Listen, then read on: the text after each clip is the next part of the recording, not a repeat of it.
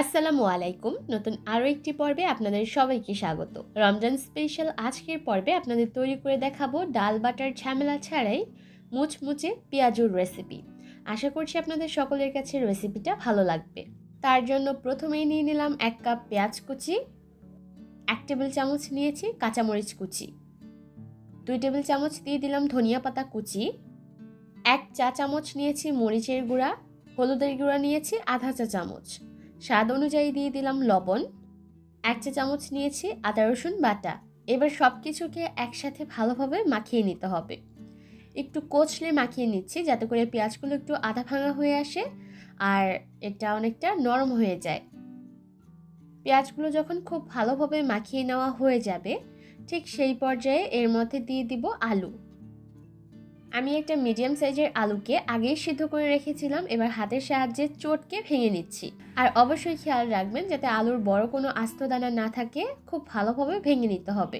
সেই সাথে দিয়ে দিলাম 1 টেবিল চামচ বেসন আর 1 টেবিল চামচ দিয়েছি কর্নফ্লাওয়ার। আর এই দুইটাই বাইন্ডিংয়ের কাজ করবে, সেই সাথে পেঁয়াজগুলোকে মুচমুচে করতে সাহায্য করবে। এবার সব কিছুকে একসাথে ভালোভাবে মাখিয়ে নিচ্ছি। আর মিশ্রণটা পারফেক্টভাবে হলো কিনা সেটা বোঝার জন্য হাতের মধ্যে একটু মিশ্রণ নিয়ে এভাবে যদি দলা পাকানো যায় তাহলে বুঝতে হবে পেঁয়াজু তৈরির জন্য এই মিশ্রণটা একদম রেডি। এবার এখান থেকে অল্প একটু মিশ্রণ হাতে নিয়ে পেঁয়াজুগুলো তৈরি করে নিচ্ছি। আমরা সাধারণত পেঁয়াজু যেভাবে শেপ দিয়ে থাকি সেম পদ্ধতিতে এই পেঁয়াজুগুলোকেও তৈরি করে নিচ্ছি। এবার চলে যাচ্ছি পেঁয়াজুগুলোকে ভাজার জন্য। আর অবশ্যই পেঁয়াজগুলোকে ভাজার জন্য তেলটাকে খুব ভালোভাবে গরম করে নেবেন। গরম তেলে একে একে পেঁয়াজগুলোকে দিয়ে দিতে হবে।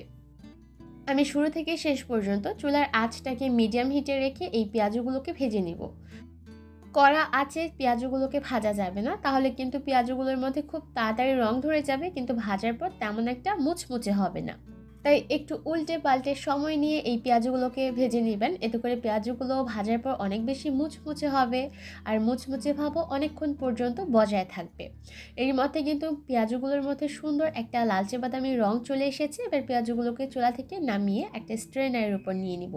কোনো রকম ডাল ছাড়া পেঁয়াজুগুলো তৈরি করা হলেও এটা খেতে কিন্তু অনেক টেস্টি হয়েছিল। আপনি যখন বাড়িতেই পেঁয়াজুটা বানাবেন তখন কেউ বুঝতেই পারবে না যে এর ভিতরে ডাল ব্যবহার করা হয়নি।